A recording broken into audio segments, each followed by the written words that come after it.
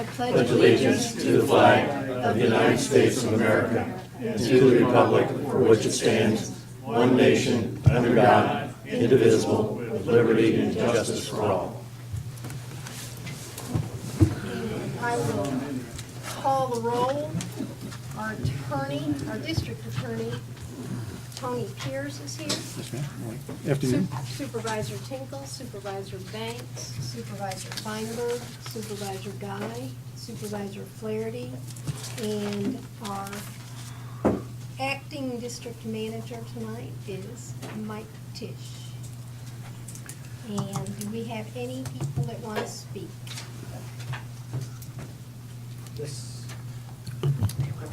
Yes, we do. We have, I've got 2 cards so far. First is Jim Brand. We should keep a standing spot for you, Jim. Yeah. I think that would be a wonderful idea, but I'll try not to do that to you. I know it gets old after a while. And what I'm going to talk about is old business that you all have seen before. My name is James Brand. I'm a Hampton Park HOA resident board director. I'm here today speaking to you on behalf of the Hampton Park residents. I gave you a handout. It's the top of the handout, the first part, has to do with Griffin Street lights. And the black spot you see on the left is what the street looks like from Little Glen to SR 82, even today. But the good news is there are 10 new street light poles and lights on top of them that are installed. But not working? Not working. FP&L has been asked to turn the power on, and I understand that was requested about a week and a half ago, something like that.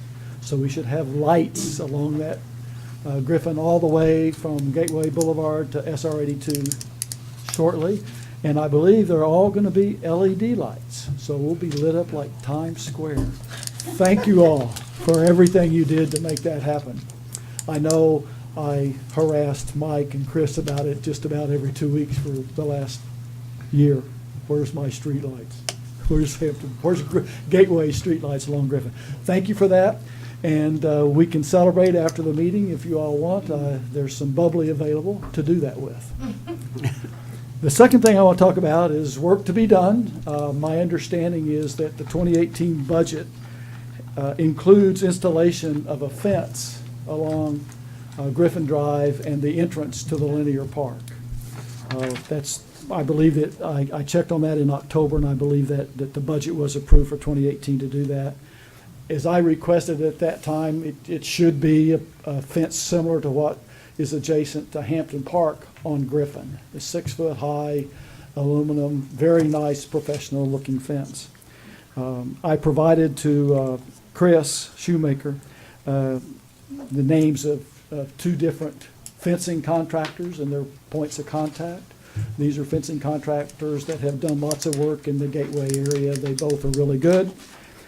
We need to stop unauthorized vehicles from driving into the linear park from Griffin Drive. Thank you for that. Thank you for your time today. Thanks, Jim.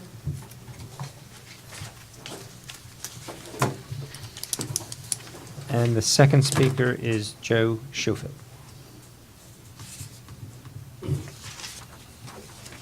Good afternoon. Joe Schofield, Julia Drive in Pelican Preserve. I just want to make a comment as an observer from several different meetings concerning golf carts. Some issues were raised at the PPAC meeting last week, which spurred my curiosity with my insurance company. I contacted my insurance company to see about my golf cart being covered on a public road, which is what Cypress Grove Drive and Pelican Preserve Boulevard are. Now, it's in a gated community, quote, gated community, not really one. And the insurance company cannot give me an answer telling me whether I'm covered or not covered driving my golf cart on Pelican Preserve or Cypress Grove because they are public roads. This is something I just simply bring to your attention. Perhaps this is something that our attorney should be looking into more. I know there's legal ramifications, but I would sure hate to be in an accident and have my insurance company with one of their attorneys start looking through the fine print and tell me, geez, you aren't covered, when I've been paying for what I thought was coverage. So I just bring that to your attention. Secondly, I was involved with a drive-through inspection of some of the infrastructure in parts of Track L, and I know that there will be a report coming forth on that, and I just want to give you that heads up. Otherwise, I thank you so much for your time. Thank you. All right, that brings us to staff reports. District engineer.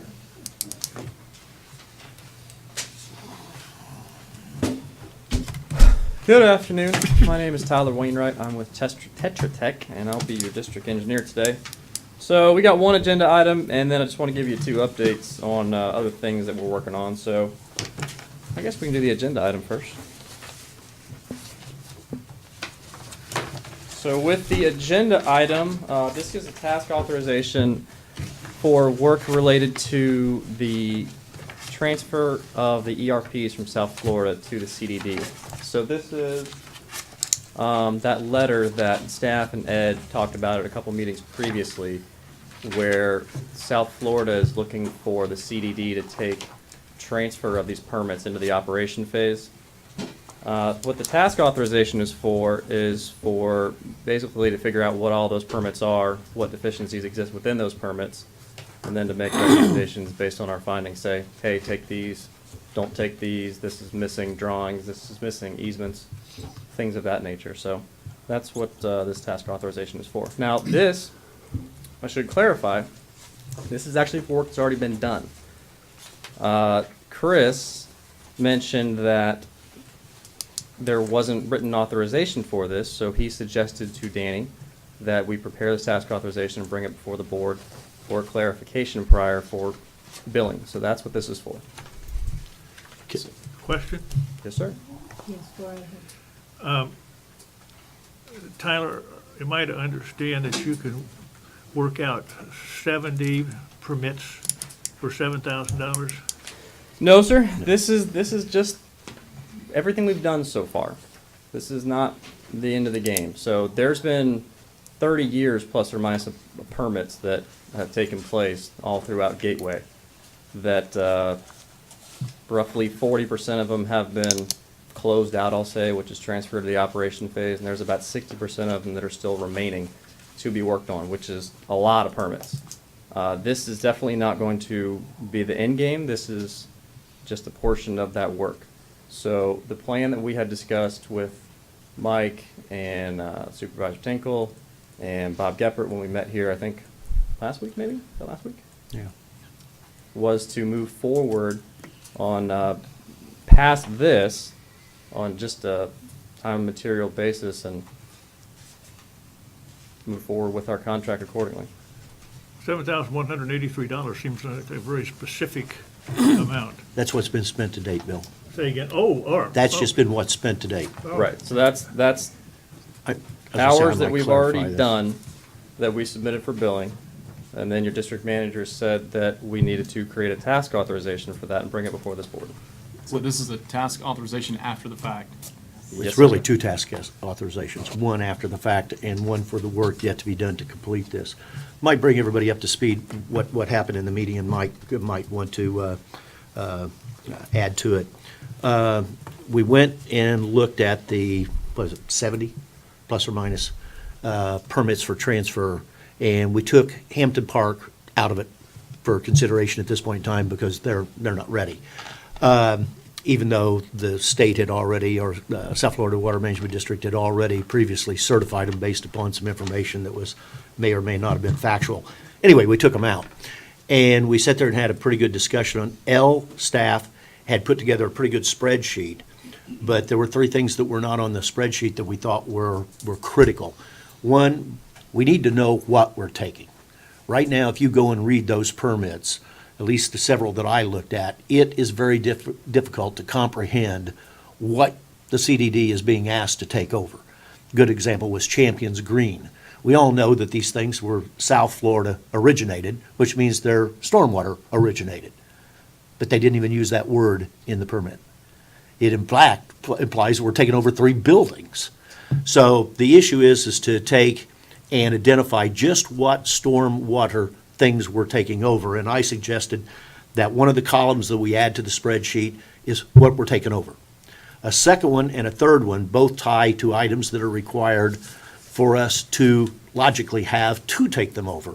One was an as-built, and the second one was an easement indicating that we have dedication to us, the right to go in there and maintain it. We've learned our lesson. Good one is the one on I-75 on the other side. We don't want to do any more of these. So the whole thought is to get that for each one of these 70, and then cull these out into two categories. Ones that we can take and immediately look like that everything's checked off, sign off on those, one signature, Margaret, you'll get to sign it, that takes all these in. The only thing that I would say on the ones that are simple would be that we have a exhibit or an attachment that clarifies beyond a shadow of a doubt what we are saying we're taking over, so that there's no misunderstanding, especially if there are things like secondary drainage facilities, exclusions that we know and heretofore are contrary to our permit criteria manual. So those would be what we call the no-brainers, the easy ones. Tyler and I think Mike and Chris would guesstimate maybe 35, 40 of them might fall into that category, which is a good number. If we can get half of them out of the way, we're way ahead. The other ones are the toughies, because we got to go back to somebody and explain to them, how do we take it over if we don't have this and this? Or better yet, we're being asked to take over something we can't tell that it was built correctly. So that's what they're doing. I think the motion that would be preferable at this time would be a motion to enter into an agreement for, like you were saying, Bill, an after-the-fact agreement for the 7153 that's been spent to get us to here, and then an estimated not to exceed, and I believe the number discussed at the meeting was $10,000 to complete this task. You agree with all that, Tyler? Yeah, for the most part. I mean, I guess just to clarify additionally, this is something that we've worked on basically since we've been here, since we've been your district engineer. And that was what my question was, because at one point in time, you did present us with a spreadsheet of all of the lakes, and we talked about taking the low-hanging fruit, because there was some of them that were easy to go ahead and accept, and we did at that time. So what became of that work? Did you continue working on it, or? So, a couple of years back, we went through this, most all the permits, and picked basically the ones that were transferable, and we brought them before this board and got them transferred. That was a bunch of them. That was about the 40% of permits that are done. There were a bunch that had issues for various reasons. If it wasn't certified by the original engineer, or if there were deficiencies that Gateway was looking to have corrected. There were a bunch of miscellaneous issues. The majority of these were those, and some of those issues have been corrected. Like for some examples, last time around, Gateway sent out a letter to all these engineers associated with these permits from the development side and said, hey, listen, you need to go certify all these permits. In a lot of cases, some of them did. Some of them aren't because the engineer's dead or retired or out of business or whatever. But a lot of them did, so now there's another fresh batch that are transferable now. So this is just another phase of that effort. So there's been a bunch done already. This is another round of doing them. So that's basically where we're at. Okay, so if you had created that spreadsheet and you were working from it, this 7183 was for more of the same, or actually getting the paperwork ready to transfer everything, or? Because this is like e-permitting research, but it seems like you had already done that when you created that original spreadsheet for us, because it clarified where each one of the lakes, where they were at, what was needed, who owned them. I Yep. remember the spreadsheet well, and I have it in my house somewhere. So yes, this is more of that. This is updating that. This is going through all the new permits that have been submitted since that last time, which in the large numbers, maybe, 15 of those. So it's updating that. What started this round of it, or what kickstarted this round of it, was at the quarterly meetings that we do with South Florida back in, I don't remember if it was July or October. One of the quarterly meetings, we had sat down, and South Florida brought up, hey, where are we at with these certifications that we've been working on? We said, well, we're working on them. Like always, we go through the ones that are easy to do and transfer, and we hope to get through the list diligently. So after that, South Florida sent out another fresh letter to Gateway, which I think you got in, I don't want to tell you the wrong date. You got it a couple months ago. November. And it said, hey, reminder, you have all these to transfer. So this is more of that. It really came down as this became a hostage, because we were over there talking to them about other issues, and it was like, you scratch my back, I'll scratch yours. And they wanted this stuff done. So that's kind of where it's at. And just for curiosity's sake, who is Tyler O'Farrell? Tyler O'Farrell was an intern that we had working for us from FSU. So not me, not this time, different time. Yes, Mr. Tyler. Tyler, I didn't see anywhere in your recommendation the names or numbers or any identifying criteria for the permits that you're asking payment for. Is there a master list someplace so we know which permits have been worked on and approved and which ones are still outstanding? Yeah, we've got a spreadsheet that we maintain that we update and shows all the permits and the status of each and what we were working on if we were trying to dig up a lot of times, a lot of it is trying to find basically two biggies. Well, three biggies. Number one is, has it been certified by the original engineer? Number two is, do we have the as-built? And number three is, do we have easements and or legal access to get there? So a lot of the research is the two in the middle, as-built and legal access. So to answer your question, yes, we have a list of the ones that we went through, and we're looking for those items on, and we maintain that, and we'd be happy to give it to you. Is that list in this office here that Mike or Chris or somebody has also? From this round, no. No, sir. Could you see that that happens? We absolutely can, yes. Thank you, Madam Chairman. Okay. So, So we need to be able to do anything on this, we need to move. I'm sorry, Ms. Flaherty. I just have one little question. Why do we have to say give them up to $10,000? Why can't they come back with the task authorization every time some are done? So we're not giving them money ahead of time, but rather as the things are being done. I think it's staff's decision to transition to a time and materials approach as opposed to an estimate with a quote, and then we authorize that amount. Is that correct? Staff recommends going to time and materials as opposed to a traditional tag? Impossible to do a lump sum on this. Yeah. Just too difficult. Yeah, I mean, so I guess just to clarify, so we have a main contract with Gateway that is a certain dollar. I don't remember the exact dollar for that contract, but there's various tasks associated with that contract, like doing plan reviews, answering general questions that the board has about stormwater. Reports. We were working on this task under our main contract, and we billed for this under that main contract. And that's when Chris said, hey, time out, this needs to be a separate task authorization. So we said, okay. So basically, we created this task authorization for the charges that we incurred.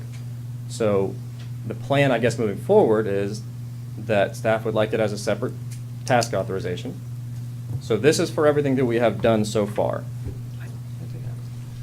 I did have one question before you guys are finished. Okay. This creates a real challenge on the definition of the contract. We've retained an engineer. We've already given, and we still have some research to do as to what the resolution several years was on the dollar amount, but I think we were all kind of agreeing that district engineer or district staff manager has the ability to go up to $10,000, as I recall was the number. So it gets down to how do we want to operate going forward relative to doing work. Does district manager have to come back to this board for work that has to be done to get our blessing on a task that the work has to be done? It just doesn't make sense to me whatsoever. If it falls in the category of engineering, we have a district engineer, and as long as it doesn't exceed $10,000, it should be Chris's deal, do it. Just do it. And then we shouldn't even be involved in this. And the only time you get involved is it would come back to the board for ratification at the next board meeting. I think that's what the Yeah, okay, resolution says. Whatever. I think Chris was just wanting to know what you were working on, so he had an idea of what was coming up. It just, I don't know what kind of communications you have, if you meet weekly or if you email back and forth. Sometimes I get, copied on things and sometimes I don't. So, you had a question. I do. I did, and looking at this, Tyler, I've been on the private side also. I just sort of do have an issue that just the billable rate for an intern is the same as an EI. I mean, interns are usually at more than, half the rate of a graduated EI, so I don't know that it's appropriate for us to be paying, for an intern at the full rate of what an EI is being. And that's the bulk of the hours charged. I think that to answer your question, the hourly rate is established in our contract in our fee schedule. So I guess I can go back and confirm that, but I believe that task authorization was created in accordance with our fee schedule under our contract. We'll just double check that. I can double check. I'll just say one quick thing to this, and I think it plays into how we should be managing budget and priorities and execution. If we set a budget amount for an item and it's on the approved priority list, it's approved, budgeted for 2018 or whatever the year is. In this case, it would be the contract. If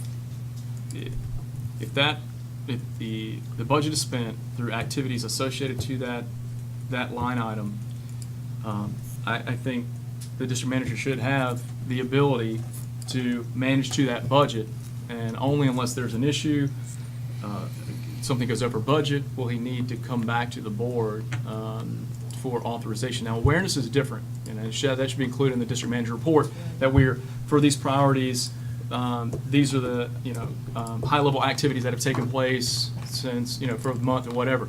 In the specific case of our engineer, if this isn't an item that falls under the contract, that is deemed a priority by the board and the district manager, I don't understand why we have to keep coming back and approving, task authorizations that fall within the threshold.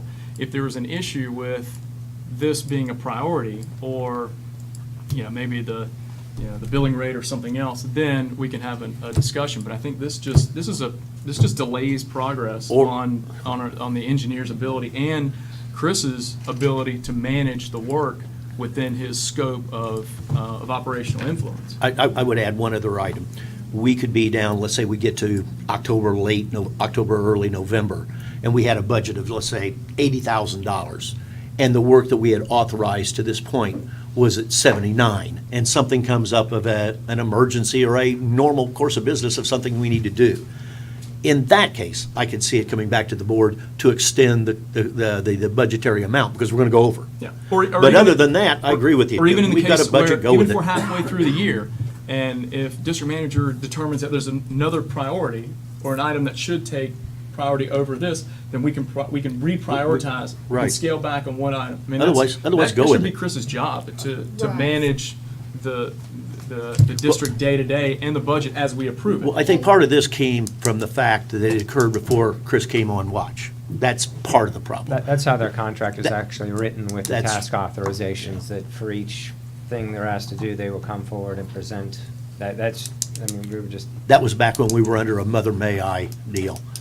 We're not, hopefully we're out from underneath that And we haven't now. amended the contract since we And- have done a reorg and have, okay, so that's So- a point of So consideration. I stay with my motion that unless you had something contradictory, I didn't know what the "for the most part" meant, but, No, the only part that I'm gonna caution everyone on is that you're probably gonna get the vast majority of these done. But the part about the $10,000 time and material not to exceed on the rest of it, I think I used the word estimated. I can't tell you that we're gonna finish every single one of these for 10 grand. I can't tell you that part. That's why I used the word estimated. It's a budgetary number. Well, don't think that we need to authorize that, because I agree with you, that would be, if it's less than $10,000, Chris can authorize it. I think his concern was that he wasn't really aware of this money being spent until a bill came to him, and he wished that he had gotten a task authorization for it, so that he knew what work was happening. At least that's my understanding. So it's just a way of saying maybe there needs to be a little bit better communication with the district manager, so he's aware of what you're working on and how much you think it's gonna cost. But that should be handled between the district manager and Right. the relationship with the. Yeah, it doesn't district come to engineer. us. We shouldn't have to Exactly. enforce how our district manager communicates to our engineers. That should be Right. part of his professional acumen. Yeah, Right. a- So, I mean- Again, if there was any clarification that Chris wants, and that's what I thought, he wanted a board direction on this, and that's why I say I make the motion that we go on ahead and incorporate the previous work done to the tune of 7,100 and change. Let's just and- approve that authorization. And have that approved. Yeah. And then, as a separate task authorization, and estimated not to exceed to start with, to get this thing finalized to where we can get the ones that are the low-hanging fruit, that somebody said, get those gone, get them back, and the other ones, we notify somebody what the objections we have of accepting them. And that raises another question, is that to what extent, Tony, do you get involved in, if the low-hanging fruit, apparently everything is going to be good, or do you want to review those? To what extent do you get involved that we sign off on these transfers? What I would suggest is that, even though they may be quote-unquote simple transfers, just from the standpoint of the record, and so that everybody knows what's going on, I suggest that they all come back before the board as agenda items, so the board can see, and the chairman knows when the chairman's signing, what those items are. So it's a public discussion of it. I understand And I that, think and I that takes agree. care of it. So we But have to that what review. extent do you need to spend time reviewing these transfers? I think to the extent that Tyler says, hey, we have an issue about access, or we have an issue about compliance, or something else, So it's the ones that have questions? I'm comfortable that the manager or Tyler or Danny will bring those to my attention. I mean, usually what we've done in the past is if we've gone through and, I don't know, they put a drainage pipe where there's not an easement, we go say, hey, Tony, what do you think about this? Or if there's an easement dedicated to a entity that's not exactly named, Gateway Services or whatever, if we have a legal question, we would normally engage Tony. So that's Yeah. how we've handled it in the past anyway. If I recall correctly, too, the prior spreadsheet had questions as to those kind of issues. They had, it was a spreadsheet, and it showed the permit, the activity, the area, and then lingering issues, if Yep. I'm not mistaken. Madam Chairman, if that was a motion, it was at least 2 pages long, and I, Well, and I'd like to, Small I'd like pages. for I the tried motion 3. to just be for this task authorization. Small So we pages. get, that's what's in the book, that's what I'd like to handle. But they're not doing any work right now, and we need to be proceeding with work. But we need, they're asking for this task authorization to be approved, and let's. Well, I'll make the motion for. Before you do, the task authorization is in 2 parts. There's section 4 and there's section 5, if I'm not mistaken. One is authorization under this task authorization for section 4, which is the 7,183, and the second is to provide approval for the work to continue.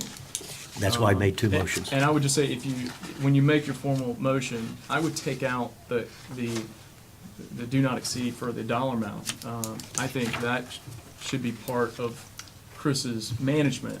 And I would hope that our engineer is communicating back and forth with the district engineer on how much work has been done during this particular time period, so he has an idea of what the estimates and what the labor hours are running.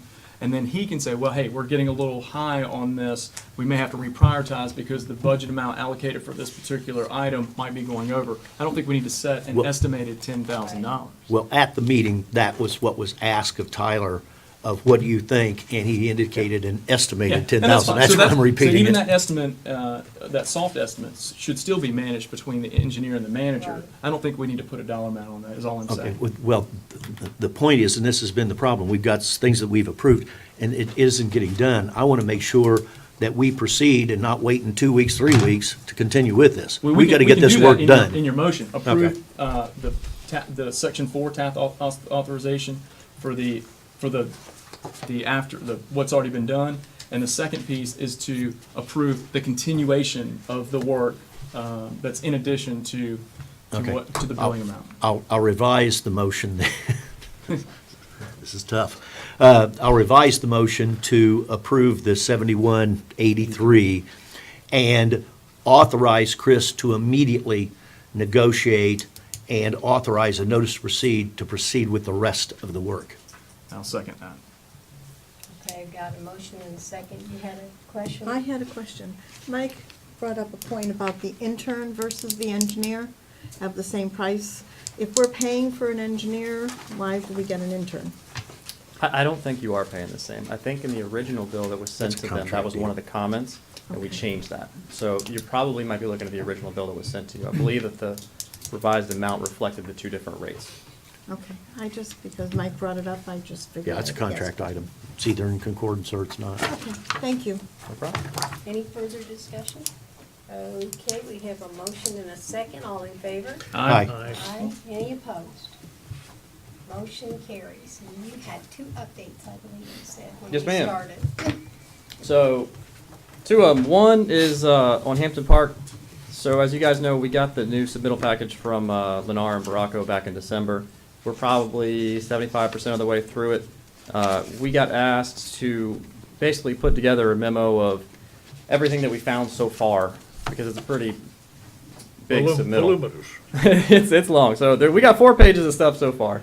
So I just want to give you an update that that we do have a list of everything that we found so far, and probably at the next board meeting we'll give you another update, which is that we've gone through all of it, and here's our comprehensive list. So we sent that to staff today.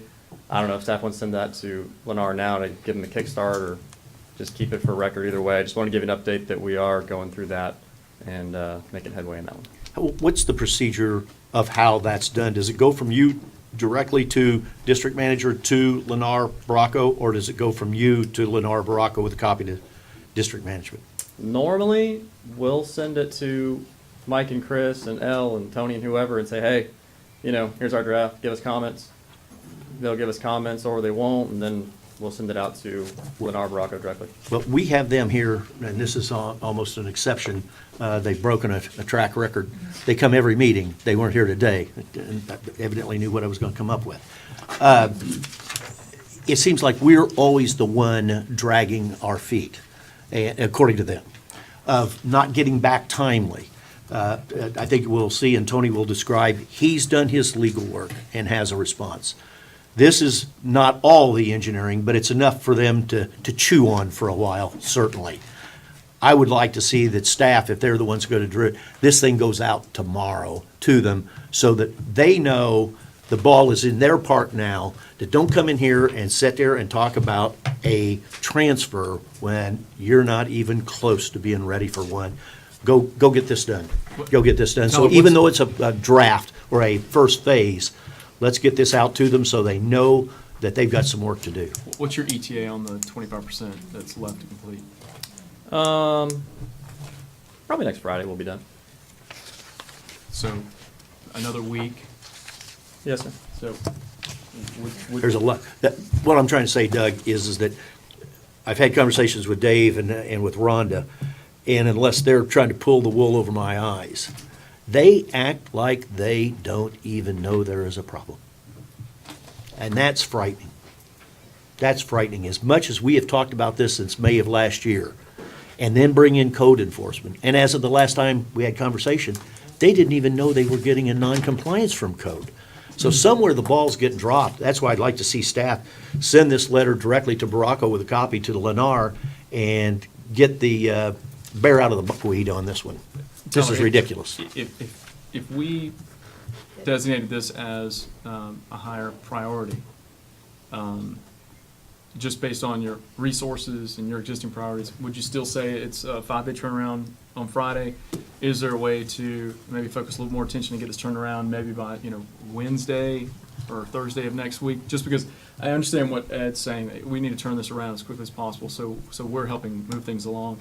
I would just much rather submit a 100% completion than 75, and then, because then they're going to say, we have to wait, we can't do anything until we have the full package. I'm just trying to eliminate any potential pushback or delays on WCI's account. Keep in mind, they did the opposite to us. Yeah, well, I understand, but we want to lead by example. Thank you for saying that. So, Yeah.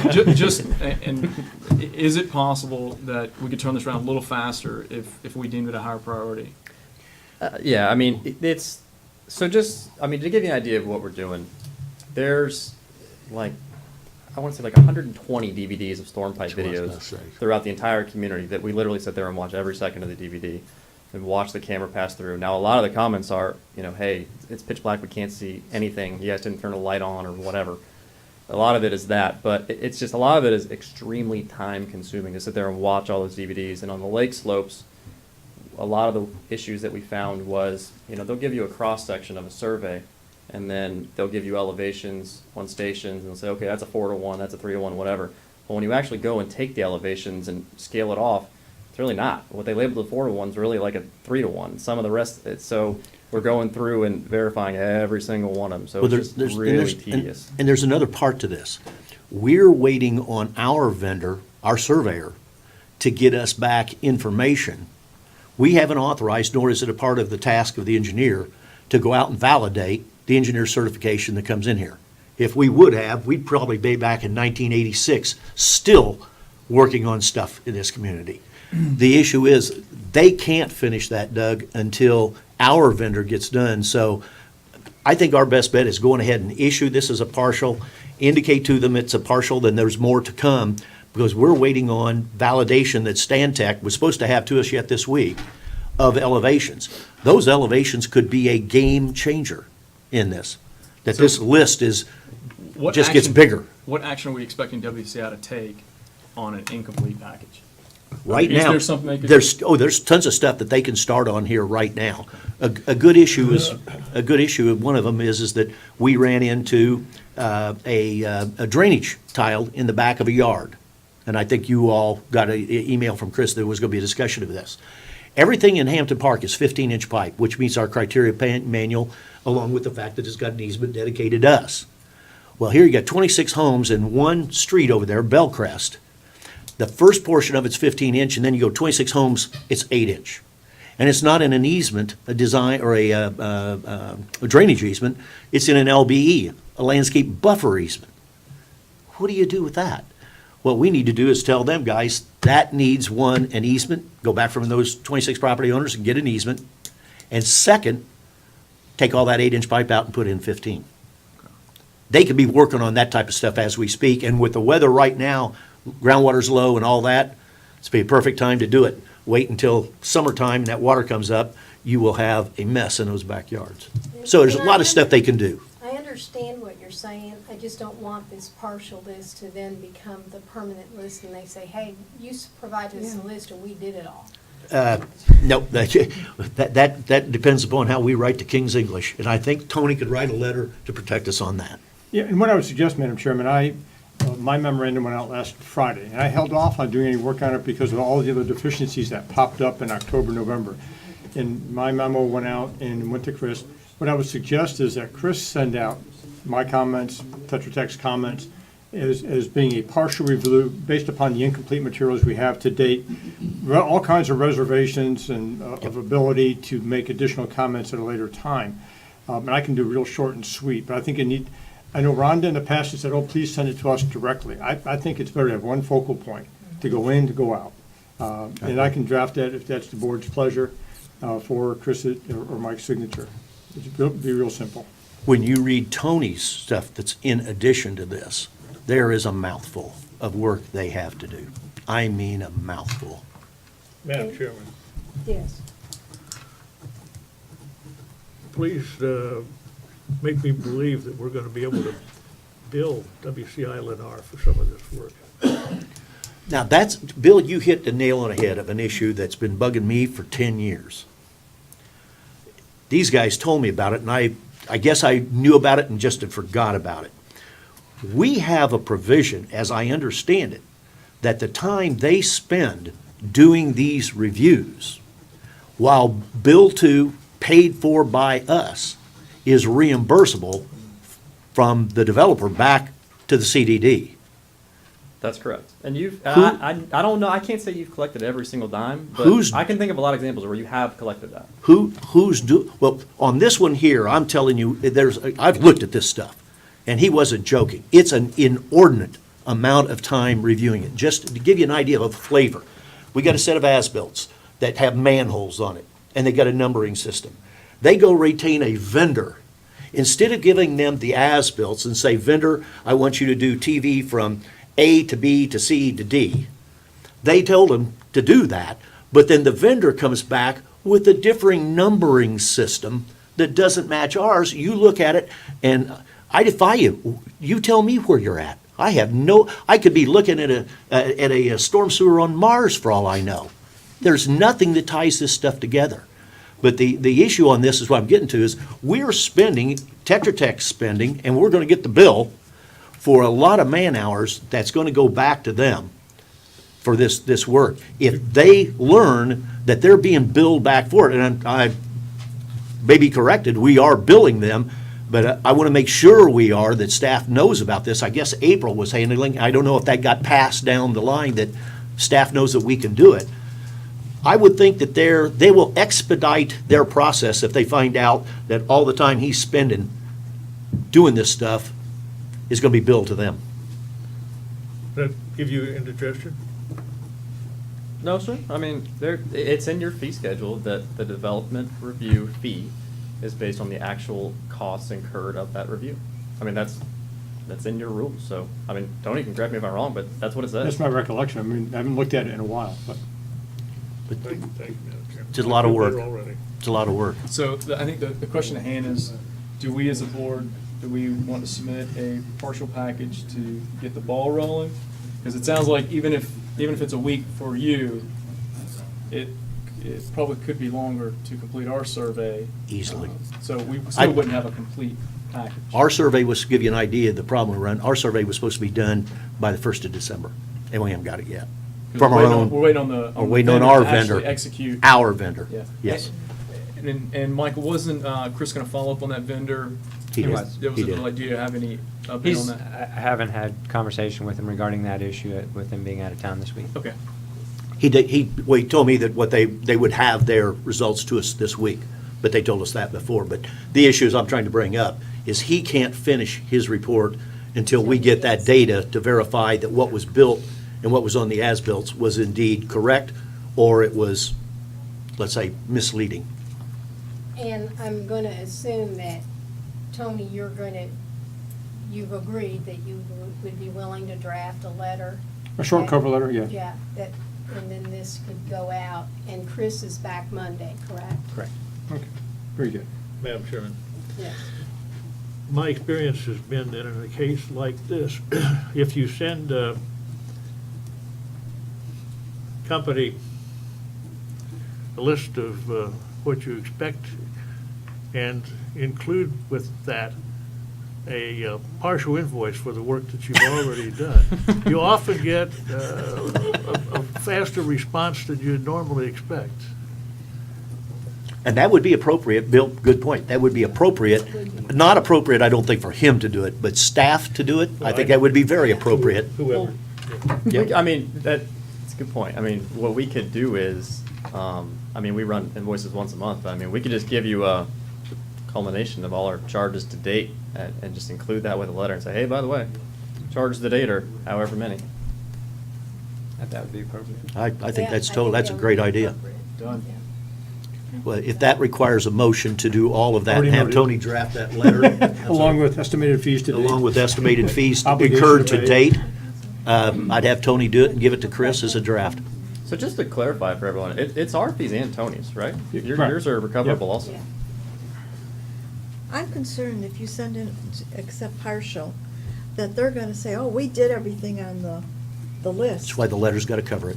Oh, no, it'll say we're not gonna be prejudiced by anything omitted herefrom, or, without waiving any rights, subject to all kinds of nice little caveats. Yeah, because that's what they come and say, well, we did everything on the list. Yeah, Westinghouse, the WCI has used that kind of language in the past to cover themselves, so I always think, when I see good language like that. All right, But that was, and- thank you.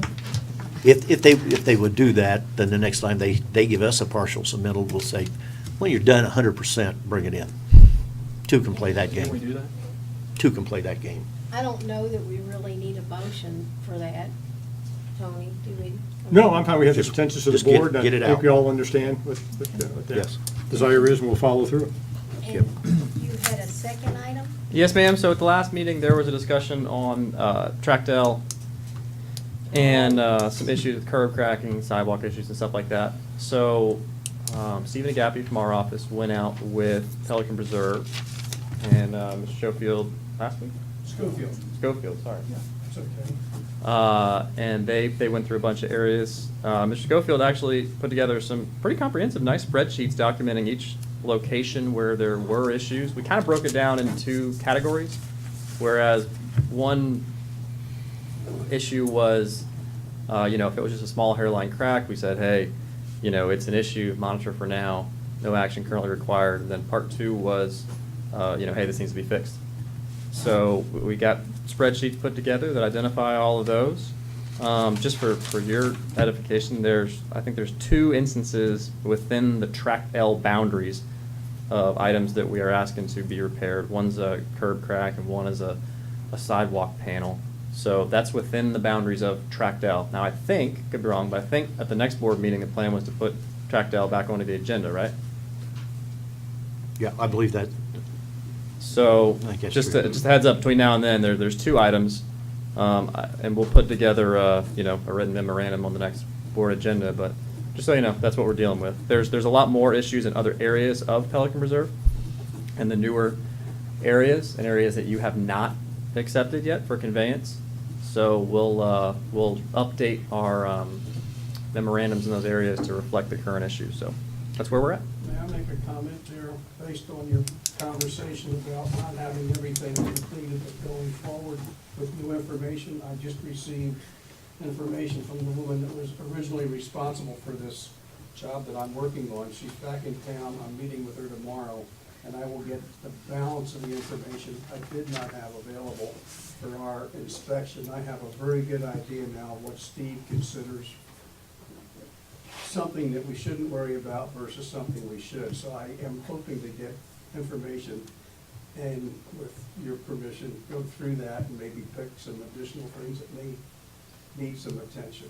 I have no idea what I'm getting tomorrow, but if we can tack on like we've just discussed, maybe we could do that. Margaret, I have an update on this.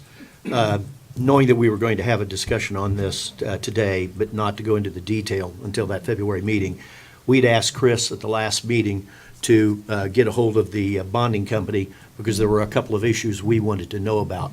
As of yesterday, he did not, yesterday early before he left, oh no, he was in Tallahassee, I'm sorry, when he called me. And I asked him, he said, I've just not had a chance to get through with it. And I said, we would really need to know what that bonding company's position is. So he said, call him. So I gave him a call, and I talked to a gal named Michelle Leitner.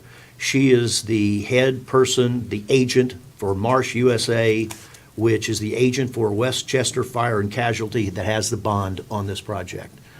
Very, very smart person. Went through all the detail, told him about how this thing got to where it's at and the discombobulated mess of since 2015. Long story short, she is of the opinion, she says, if you've done work before, you know what I'm going to tell you. And I said, I think I know what you're going to tell me, but tell me anyway. Their position is that their bond, in their opinion, is to be taken over and start as a warranty when you draw a line in the sand that the last punch list has been completed.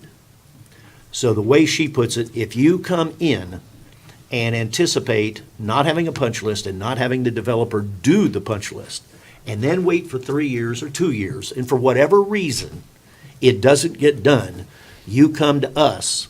We're going to tell you right now, that's not warranty work. That was latent defect that you knew about and you decided to ignore. So her deal was, your best bet is to do a punch list, do a reasonable punch list. Don't get into aesthetic stuff, but real stuff that you would not want. Put it on the list and tell them, get that done, bring that and your legal documents in here, and we'll do a transfer. And then the bond will take off. and which is pretty much what I kind of thought she would say, but she made it perfectly clear, and this gal was very knowledgeable of the WCI, Lennar, and the whole issue. So I don't know if somebody over there had contacted her or what, but she was on point of what the problems were. She says, I understand there was a punch list 3 or 4 years ago and they did that work. And I said, yeah, they didn't have the legal done, so they couldn't get a transfer. She says, so what's happened? I said, Lord only knows. I don't think anybody could go out there and point a finger at who caused this crack, who caused that break, who did that. The fact is, it's not been accepted and it's there.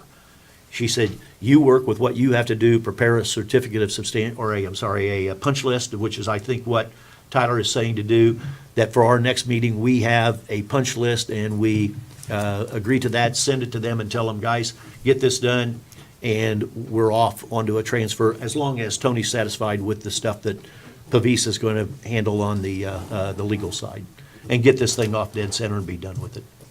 Madam Chairman, so with, Ed, is it your understanding, because I don't remember us, I don't know when Track L was coming back, but if it is coming back the next meeting, is it our expectation that during that agenda item that we review the updated punch list and terms and conditions for approval, to have it be sent to WCI for them to review it and decision, or will we look into decision?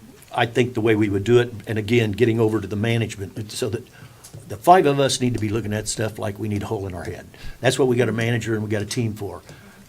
Tyler gets the stuff done, working with Bob, Joe, and those guys to get this thing to where everybody is agreeable. He gets it to Chris and to Mike.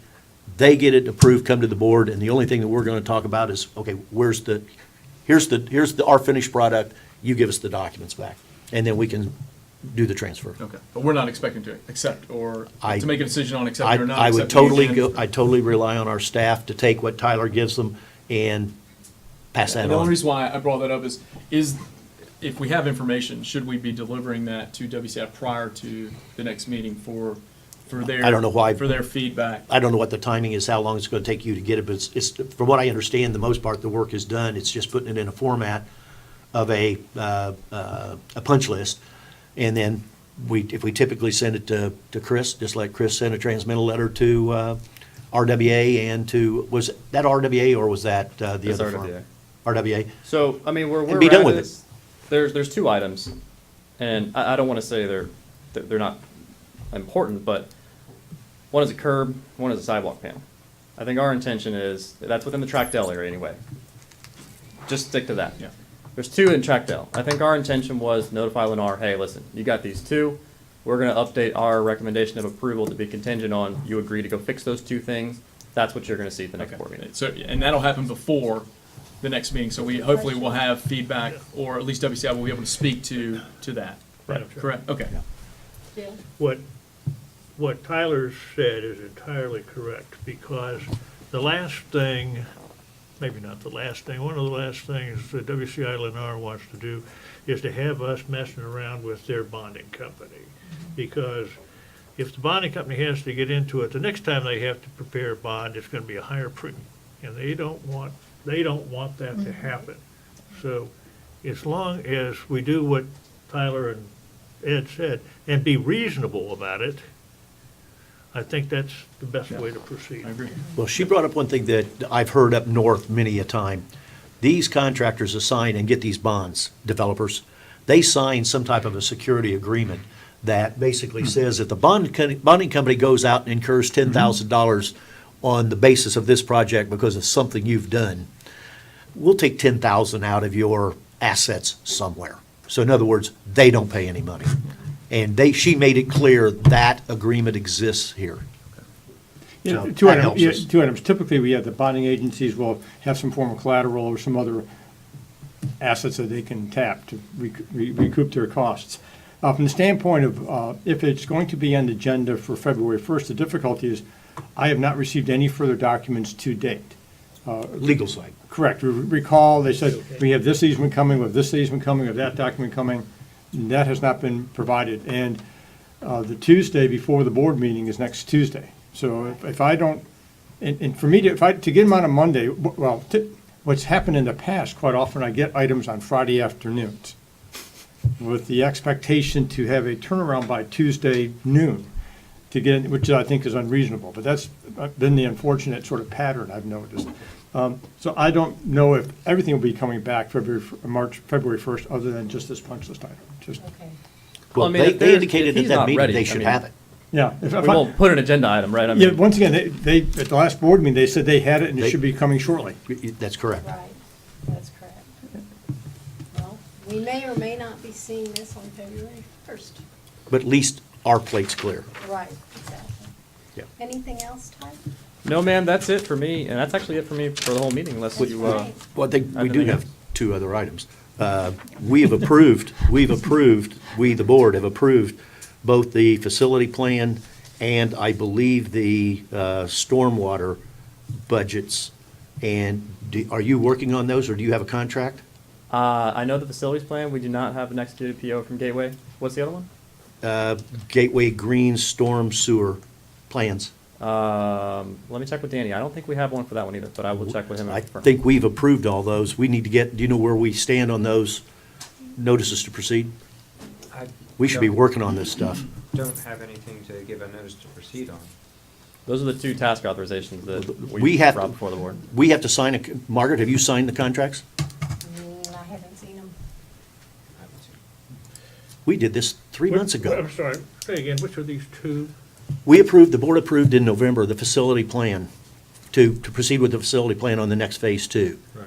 We approved that. So they've not received a contract, authorization to proceed on that. And Margaret typically is the one that signs it and sends it I out. signed the task authorization. Well, that's what I'm saying. Well, Yeah. they haven't gotten it. I don't know why. That's my question. I don't put those in the mail. That's my question. I'm trying to find out why. Part of the chairman's We've got report. stuff that is time sensitive, is what I'm getting to, and just like what Doug was saying earlier. I don't understand what is taking so long. When we approve it, you sign it, it should be up there. In fact, I don't understand why you can't sign it and hand it to them, and Well, we go. Let's not, Yeah. But the issue is, let's- they haven't- let's just tell Mike to my crack point the is, we whip. haven't got it. We need to get that Okay. going You're gonna crack the whip on that, right? on both of those That's issues. about it. The two authorizations that are approved, but Approved, still but pending they don't delivery. have. They don't have. That should be ASAP. That's all I had. Also, just real quick, I'm assuming Mike was gonna bring this up, but before I leave, I just wanted to talk about it. The, Lakes bid, I think the plan is to go out to bid this week, right? On Friday? Yes. So that'll be the next advertisement on the next, round of lakes. So that's underway also. I don't think the board, I'm aware because I heard, but I don't know if the board is aware how that worked out. You know, we had a discussion about that last meeting and doing this, doing that. They ended up taking, 3 twos? 2 ponds, 2 ponds, and 2 ponds, and bidding them separately. So that's how the bids are going out. And then 2 ponds of the 8 are the bigger ones, and I guess what we're doing is we're holding those. We're gonna to s- reevaluate. Reevaluate to see how they come as, in light of these 6. So we're bidding 3 sets of projects, 2 ponds each. 2 easy ones, 2 hard ones, and 2 middle, right? No, they're just 2 ponds, 2 ponds, 2 ponds. They're close together is why we're doing it. 2 in Stony Brook, 2 in Gateway Greens, and 2 here fairly close to the CDD office. And did we determine that we're gonna go with the 2 different bidding? We're bidding them as is, so as to see what the results are to make a determination on the others. And these are smaller. They're small These are ponds. smaller ponds, so Okay. that, So there was the 2 big lakes, 124 and 92, if not mistaken. Yep. Those got taken out, and I think the direction last time was, to take some out and leave some as is, take some out, go reevaluate doing the different bidding approach, doing quantities, and I think the plan is, I'll let Mike speak to it, but I think the plan is to do that with those 2 larger lakes, because those 2 would have, being bigger, they would have more impact going that way, so. To give us more information to determine what the best approach is for the Yep. more complex areas. And then we got to turn these things around fairly quickly to be able to get a start here while the water levels are down and get this work going, or otherwise we're going to have a crunch. Oh, yeah. Okay. Anything else, Tom? No, ma'am, I'm out of here. Enjoy your evening. Thank you, you as well. Hey, there's engineers in other places beside FSU for internships, just. There may be, but, we're Yeah, gonna they're in stick with- Lafayette, Indiana. Down the road, you mean? Mr. Dutch? They're in Lafayette, I understand. Indiana. I saw him play basketball the other night, the Lafayette guys. District Council, you're up next. Yeah, just briefly, the Hampton Park item we've talked about as far as the memo that was provided. On the FPL easement, Chris has had some communications with the contact person that was provided to him by David Caldwell, WCI, with regards to the FPL easement. And we're planning on having that memo back to the board, I think, next board meeting, the pros and cons of the acquisition. I've heard nothing more from WCI as to the representations and assurances they provided, but I put it in a memorandum form and sent it to Chris, so we have that in the record. So hopefully that will be, we'll hear something from WCI on that. On the trust agreement with regards to the SRF loan, David Lapidus sent a draft out yesterday, and I'll be looking at it tomorrow so we can get that signed, and so that when the money is ready to come, it can go to the trustee, then come to us for the reimbursement for the SRF loan. With regards to the West Links, streetlights, was a question about streetlights in West Links, and I've been doing some research. Mike had asked it to Mr. Tinkle also, going back in the Wayback Machine to 89 and 90 to ascertain the ownership of various lights. And I think I'm getting enough information. I'm 95% there as far as the district having the requirements and obligations for certain streetlights. The one issue came up was one at West Links and Daniels Parkway that was out. And that roadway segment is part of what we will be getting from WCI. I have not yet received the revised conveyance packages for those roadway tracks, and I'm awaiting those shortly. Right, that was my concern, is whether we were responsible for them, because the question came up about Right. that activity taking place on the Yeah, a question roadway. came up about the district giving a license agreement to the Veterans. Home Run, Heroes to Home, 5K run or 10K run. And they wanted to use a portion of West Links, but that's not yet been conveyed to us. We don't have the deed to that yet. And then the sort of like parallel question was, what about the streetlights? And that's a different issue that we're coming to find out. So I don't know when I'll be getting those documents, but I assume shortly from WCI. Yeah, Charles that- may be slammed with first-of-the-year real estate transactions. That intersection's dangerous. That light's been out for months. It's So I'm dangerous. fine with the fact that Michael says he's taking care of it now, and I'm fine with that, from the standpoint of the district. And nothing further at this time. Go ahead. FPL easement, have we gotten any further on that? The issue is, I thought, a survey issue. Who was going to do the survey? Did we get that, or have we approached somebody to do that survey? I think we were going to do that. Correct, that was part of the memo I Chase drafted that. about, I've Okay. not contacted Johnson Engineering or WCI, but Okay. I'll coordinate with Mike and Chris to make sure we reach out to them. Okey-doke. I thought it was WCI's position that they, Well, they're not going to do the. they're not gonna do it. Right, but they No, said, it's- you know, hey, feel free to Typically, contact it's the the prior buyer, engineers. but we're not the buyer, we're the taker.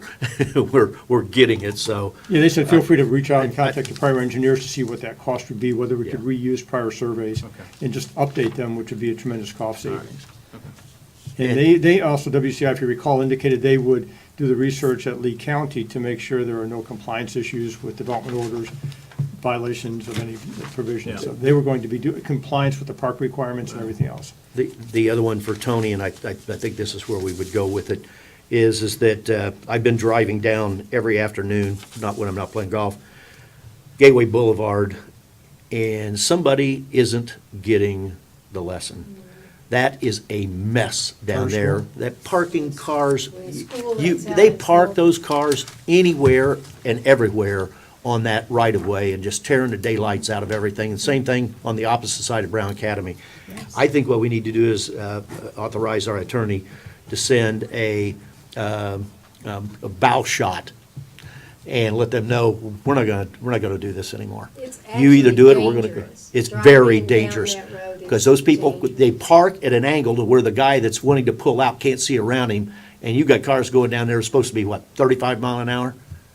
Nobody drives 35 mile an hour on that road. I guess one other question on that might be from the standpoint of filing a code enforcement complaint with Lee County, saying that they either have deficient parking on site or deficient circulation patterns on site, which is causing this parking on Lee County rights of way and damaging our landscape. I would suggest that's when we shoot for accuracy. Okay, The okay. first one is just a Okay, bow shot, okay. letting them know, no more. We have an agreement with them that they're supposed to be honoring that, and they are just ignoring us, flat ignoring us. And we're gonna end up being the ones that get sued Well, I think Bill made a good comment at the last meeting that that's an enforcement issue. I would be in agreement to, to communicate with the county and let them enforce what's within their purview to enforce.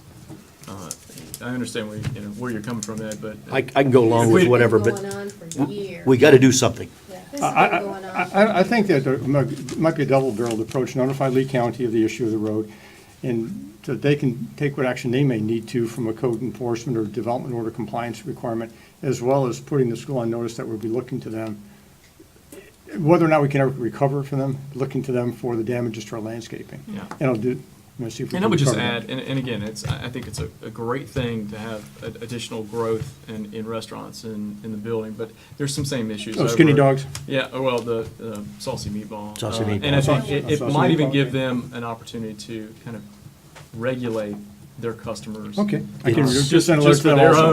own liability. And again, typically, development orders for various entities, they require on-site parking, off-street parking based upon the I don't know how that generation. I don't know how that got approved. Right, but what I'm saying, is, typically they'll Yeah, I say don't know how that, that you got know, if approved. there are compliance issues, then they will look at, okay, have you added more seats than what you said you were going to have?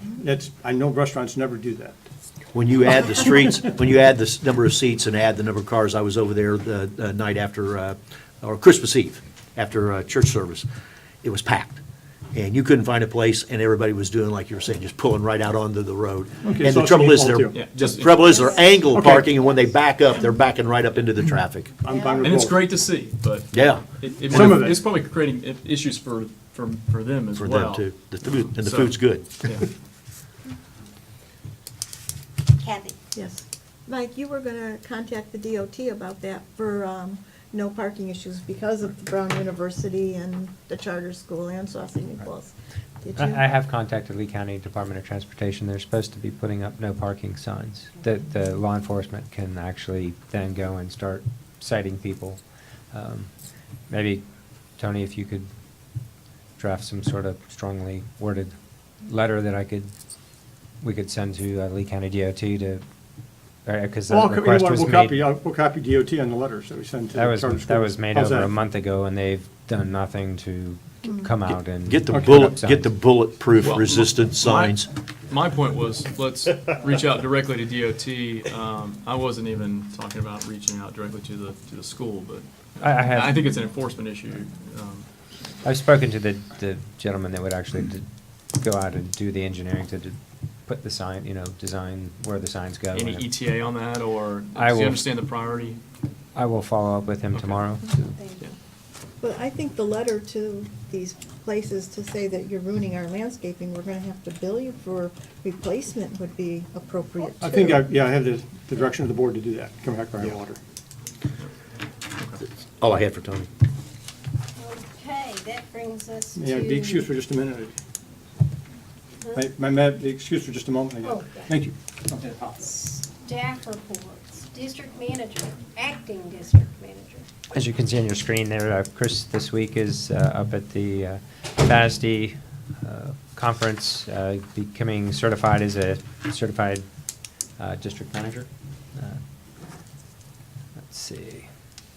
We had some correspondence with FP&L regarding what we can and can't do within the FP&L easement, and they sent us some paperwork. It's part of your board packet. It discusses what you can and can't do.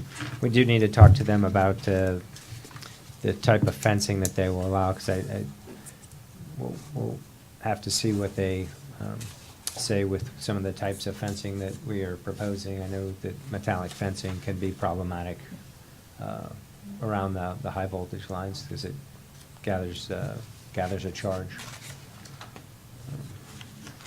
Was there anything that when you talked to them or reviewed that in detail that would, let's say, cause us concern on either implementing that as a linear park and/or irrigating it?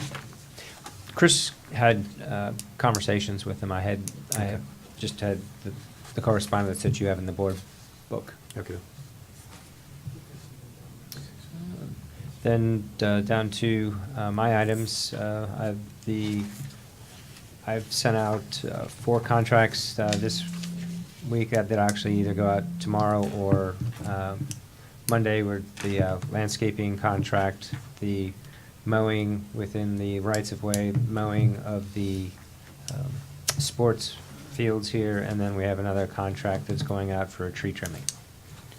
Is- In the paper this morning, there was a deal before, was it South Florida Water Management District? A Sorry, permit. say it again. There was a article in the ads, the legal ads in the Will you paper. read those things? Every day. Never know when your name's gonna be in there in the obits and that. It had to do that we had filed, and I think what this is, was that continuation, that we had 880 acres of landscaping that we were applying for, I guess it was reuse irrigation.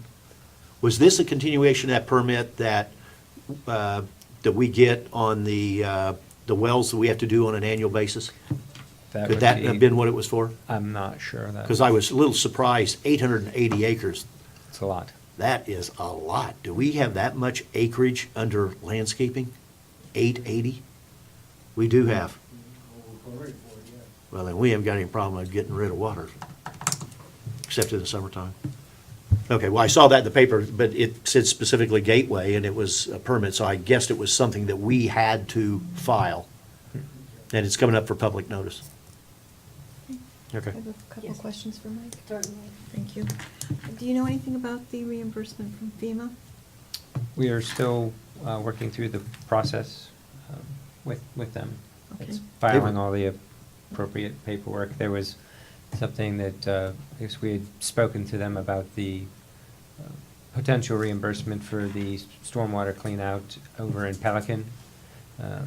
And as we were speaking with them, we also spoke with the contractor. They needed to have, there was documentation that was needed from that particular contractor they didn't have.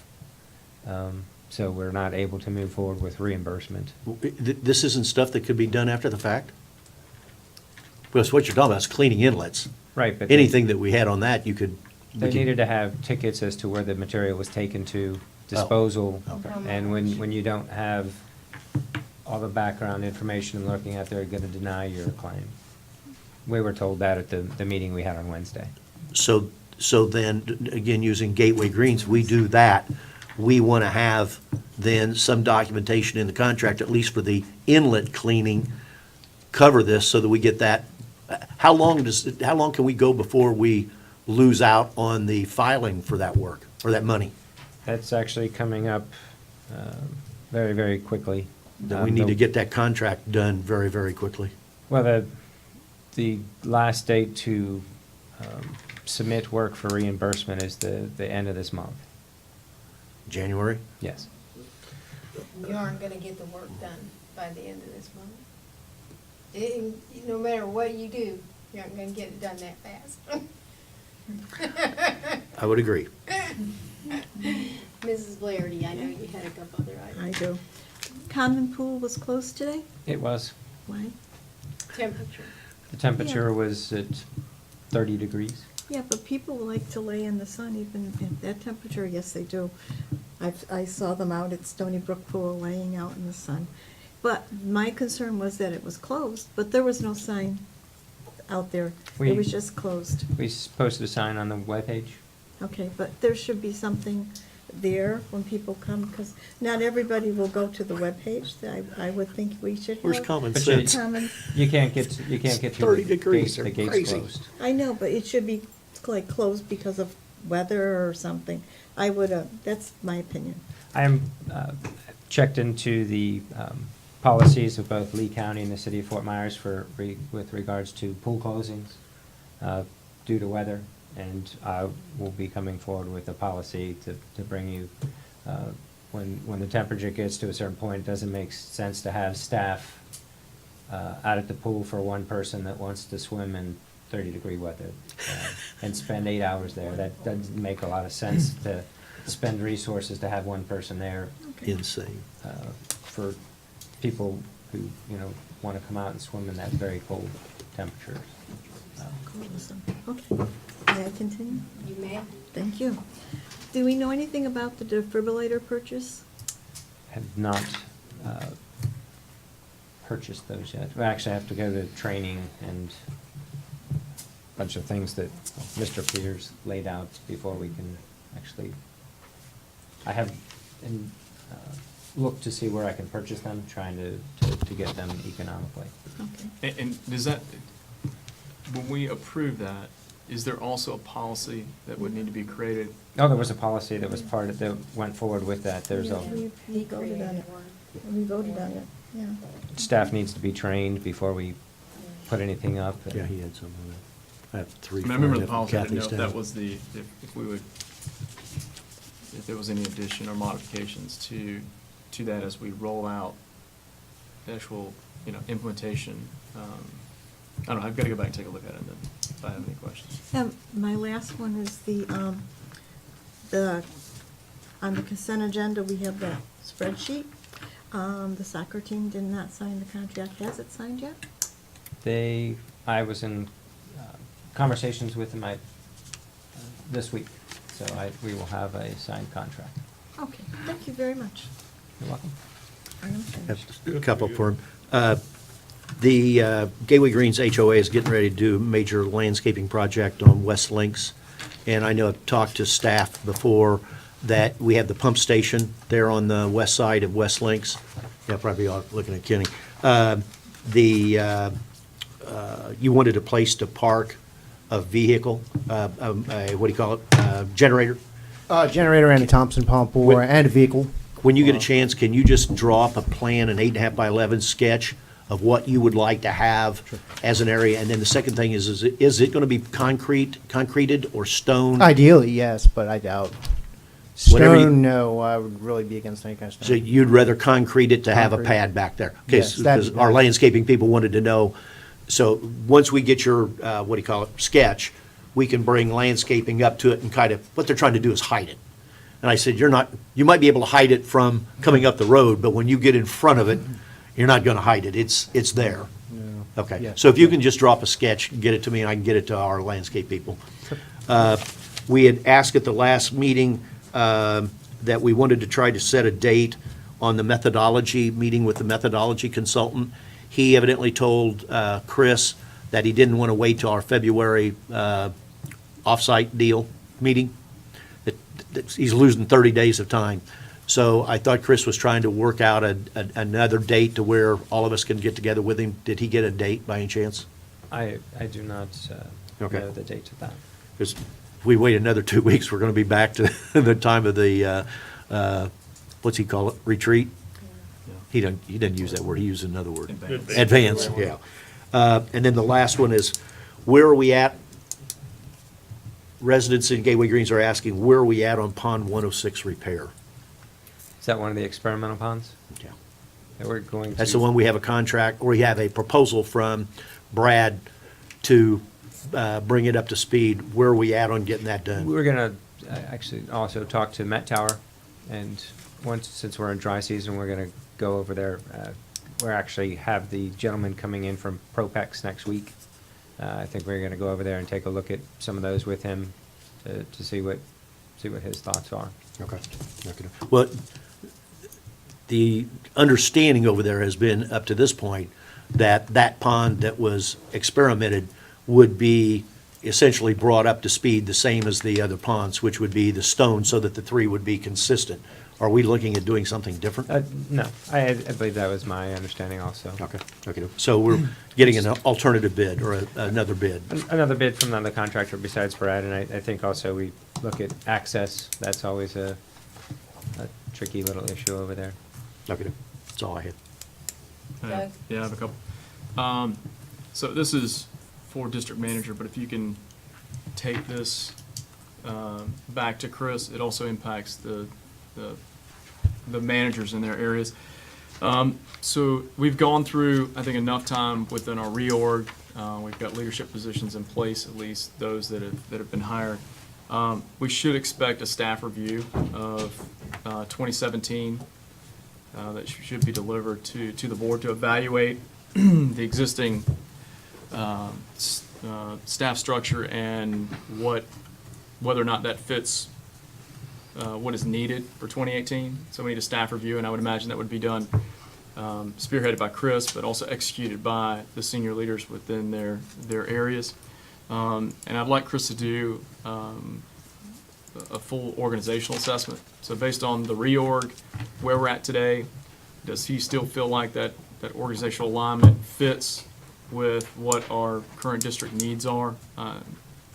Now's a great time for us to be looking at whether we have the right staff to execute all of our priorities moving forward. I'd rather know now than to get halfway through this year and realize we don't have the oversight or the right individuals in the subsequent spaces. See if you can get people that can work from suspended from a skyhook. I do believe, Mr. Banks, that those were going to be some of the things we were going to discuss at the retreat.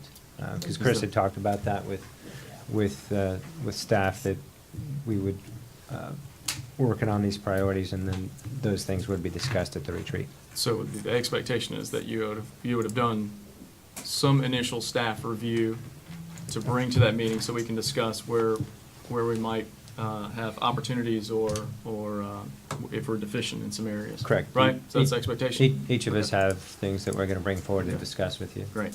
And two things just relating to kind of the Parks and Rec. One, the lights. So we passed an agreement, the new assessment for the lease agreements for the different leagues. We had discussions around the lights, and I think the board approved the increase in the lights. But I think it was also determined at that time we weren't really sure where that dollar amount came from. And I thought there was an action to go back and look at other comparable rates for the lights. That hasn't been done. I thought that was something that we had looked at, just to confirm that the amount that we're putting on the lights as an increase as an hourly wage or hourly rate was in accordance with what other leagues and entities were charging. If that hasn't been done, I still think that's viable, because if we're overcharging, I think we should probably know that we're overcharging or undercharging based on, because I think April put those numbers together. We need to validate why and how we came up with those numbers, so it's fair and diligent. I think just by we can present something to you, just the sheer amount of money that we spend during the heavy months, the usage of the lights. I mean, our electricity bill is in excess of $4,000. So the amounts of the dollars that they were paying or will pay with this fee, I mean, it is a drop in the bucket to even try to get back to what we incur per month. Yeah, well, We could real easy, just take the electric bill, because they're on a separate meter or meters. I think there's 2 or 3 meters. Just take those, add them up for the year, and the number of people that are benefiting from it, see what the cost per person is. Yeah, I mean, It's easy. all I'm trying to determine Yeah. is it fair? whether we're charging people fairly. Yeah, is it fair? Because if we haven't charged in the past, I don't think it's fair to jack the price up to recover usage in the past that we didn't charge for. So the usage for lights is to cover the expense of that light usage. I think that was the intent of the charge, not to recoup or overcharge in that manner. So let's just verify that amount. And the other thing was that have also asked that those dollars that are captured for the light usage would actually be put into a fund that we can pay for maintenance on those lights, because when they come in just to do that last service we had was $80,000. Well, I don't think that's accurate. I think when we set up the lease agreement, what we charge for the lease of the fields should include operating costs and whatever we determine. If we want to have an upcharge of 10% to cover future whatever, that's in the lease agreement itself. The lighting charge should purely cover the electricity to cover those lights. Now, again, if we want to add on 10% to go in a fund for that light fee includes electricity use and a percentage that goes to future maintenance, and that's fine. But that's not. I didn't vote yes for it anyway. But I just want to make sure that what we're charging, that we understand why we're charging the amount that we're charging. Yeah. Doug, don't you think that once we start getting revenue from that source and find out how many participants there are versus the last 2 years, we'll have a real good idea of whether we're overcharging Yeah. or not, and we can always adjust it. Yeah, Well, if you- and that's my point. Well, I just did a calculation. If you take an average for 10 months of 4,000 a month, that's 40,000, and you have 800 equivalent benefiting families, there's $50. So this isn't that hard to calculate and back Yeah, I into just- whether our number's reasonable I would just or feel not. better if I knew what the number was and how we got to that number, so we don't get any pushback. We're not trying to recoup anything in the past, we're thinking going forward, we should have been doing this and we hadn't been. Yeah. don't Oh, I think we're in the right anybody was place trying to on, recoup no, anything. I think we're in the right place on why we're charging lights, because we haven't charged in the past, and that's not something we should be eating, right? But I just want to make sure the amount has been vetted so we know that the amount is right. And I think the other thing, I mean, to compare us, our rates to Lee County, we're a much smaller entity. They have a much larger tax base with which to draw to pay for those facilities. I mean, that's truly an amenity that's spread throughout the county.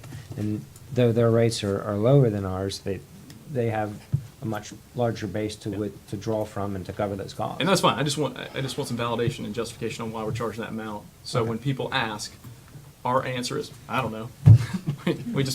We threw a dart and it landed on I tell them $25. to call Mike.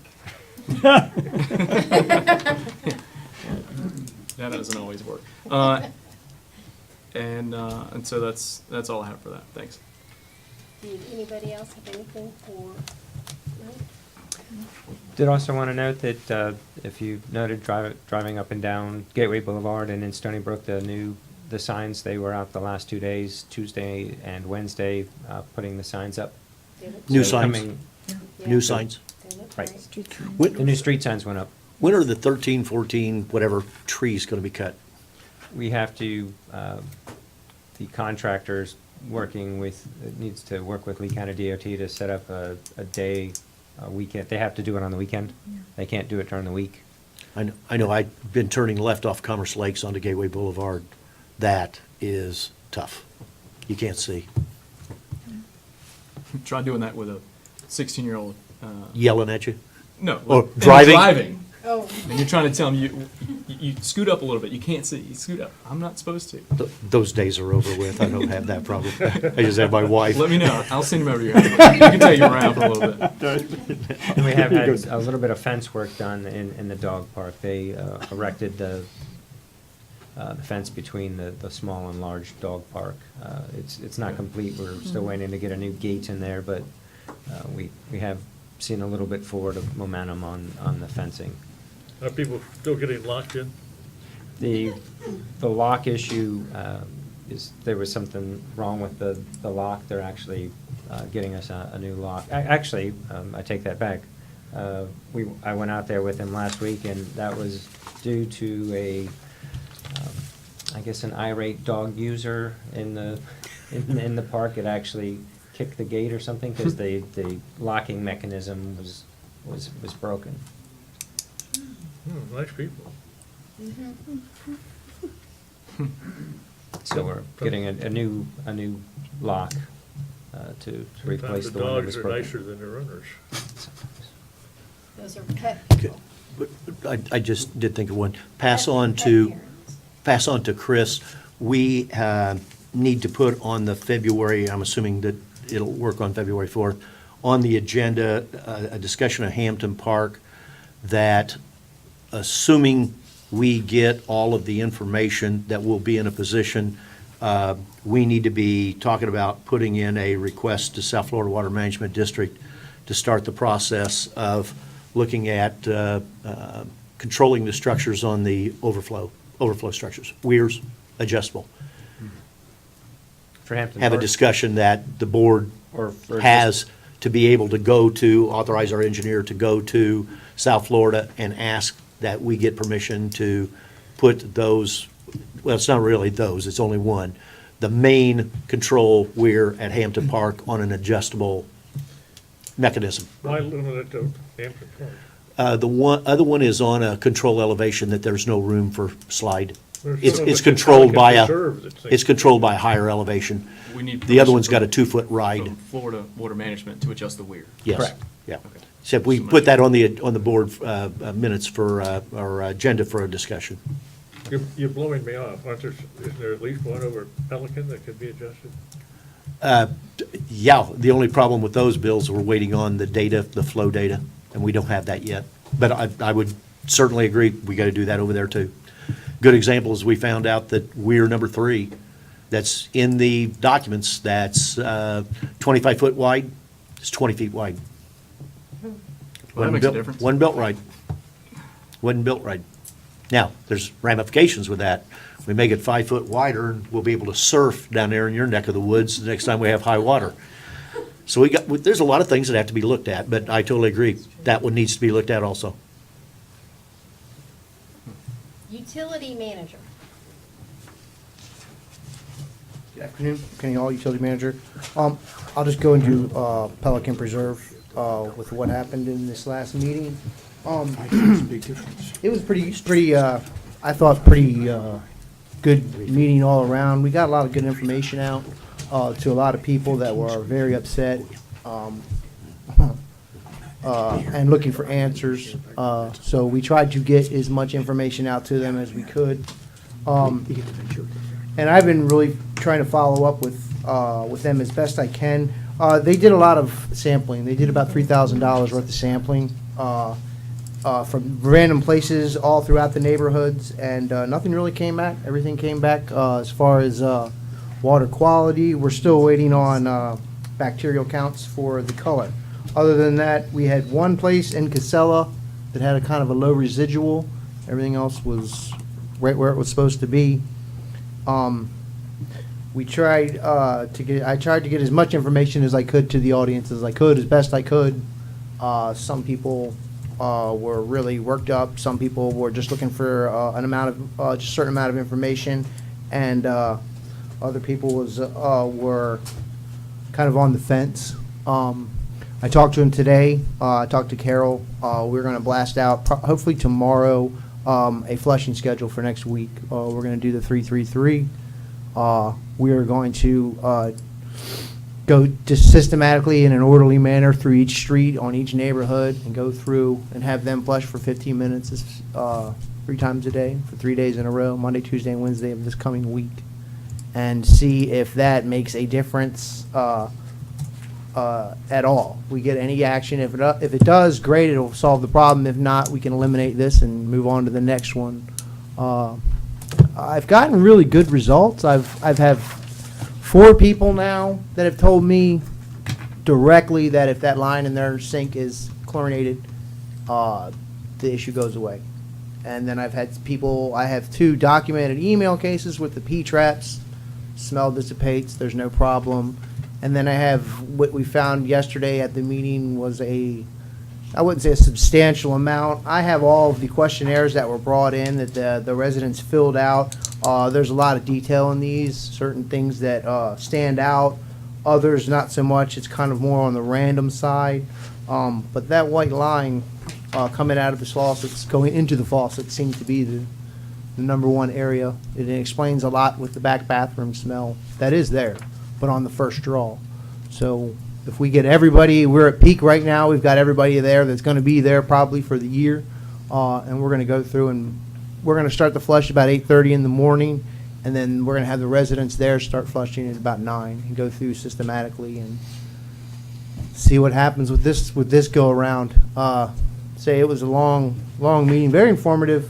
I got it from both sides, so we're kind of basically what we're going to do is basically become the 700 people that aren't living there yet. We were going to become them and move that water through that system when everybody's there and have them flush their system out. We're looking at 4 auto flow sensors that we would install that would really cut the manpower down.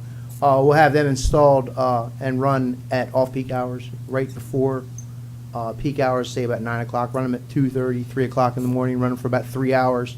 So when the residents are up in the water and they start using it, will be high residual water. Other than that, we're getting into consultant territory. We haven't really found a definitive answer.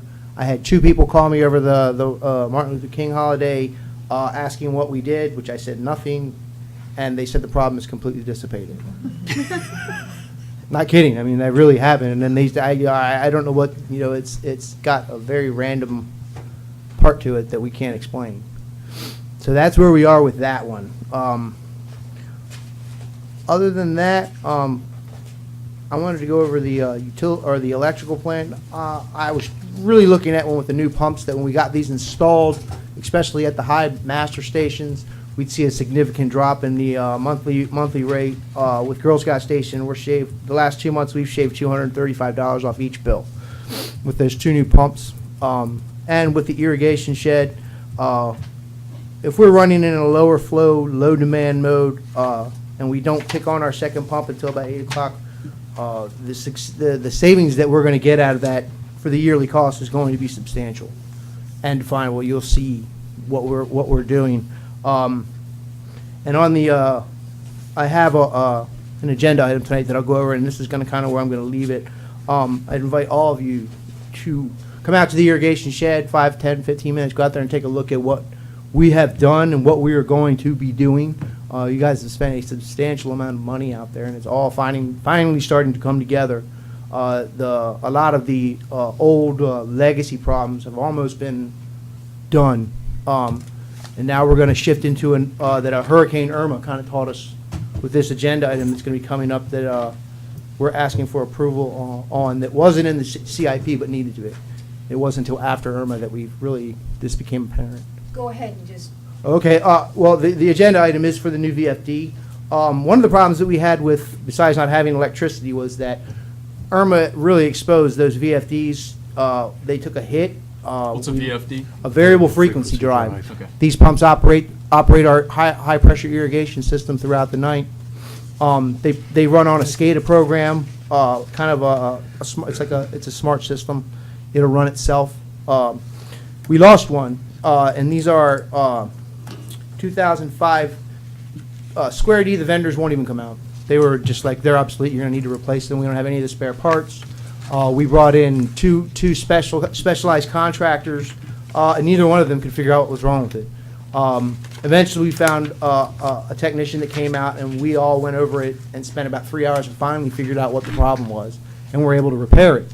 But with these pumps in April, we lose a VFD in April, May, when it's dry and we're just cranking irrigation water out. It's not going to be a very good situation. So what we found was we got the top of the line, state of the art, so to speak, VFD, most updated model. We want to put one in with the contractor, go in and look and see how this works out, because I'm not terribly happy about the timing, but we really don't have any choice. If we could wait, if I could push this off until the first of the rains, and if we lose a pump or two, we can survive a month or two without that pump. If we get into a situation April, May, March, and we're down pumps, we're going to have some damage without that irrigation water. So I'm really not too crazy about doing this, but it's either that or we're going to end up in the situation if we lose a VFD anyway. They are almost 16 years old. They're completely obsolete. We're about 7 models past these.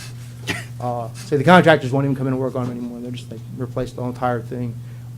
Gray Bar gave us an estimate that was over $100,000 to do them all, and that would entailed some severe structural changes and expansion because of the way the cabinets are situated.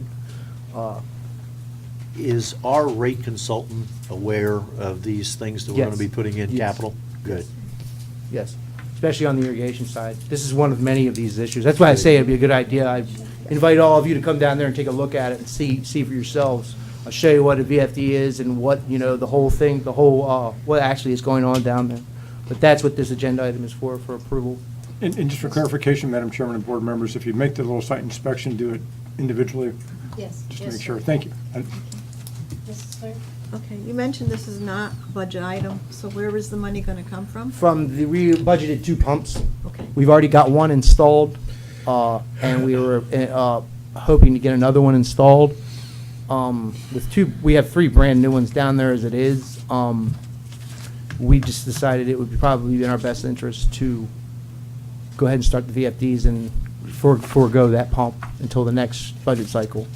That's where we are anticipating pulling the money from, to find it. Thank you.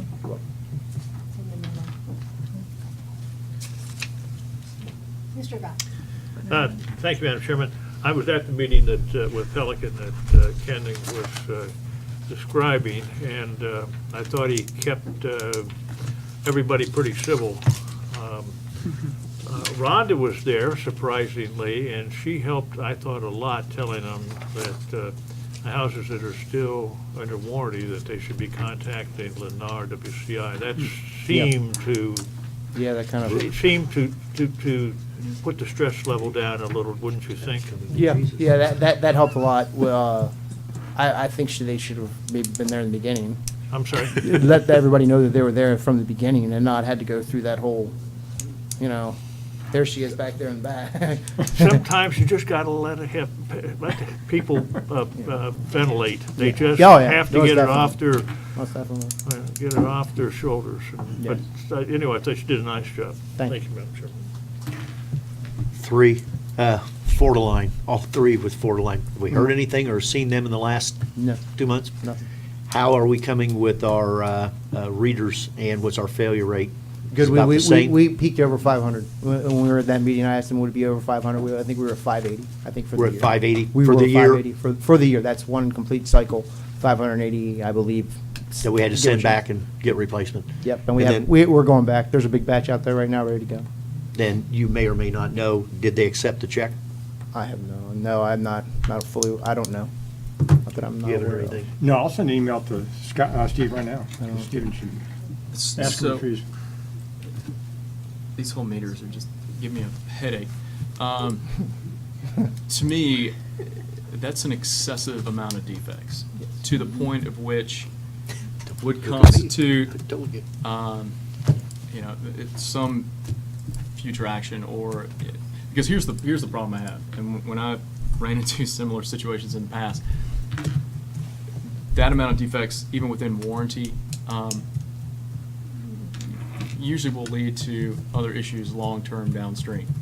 And that costs are incurred after warranty periods. So, I mean, again, I hate to keep poking this bear, to use We're on a Tinkle's- sliding scale. Yes, we're on a sliding scale. That's where the conversation should lie, is not only, I think we look for some,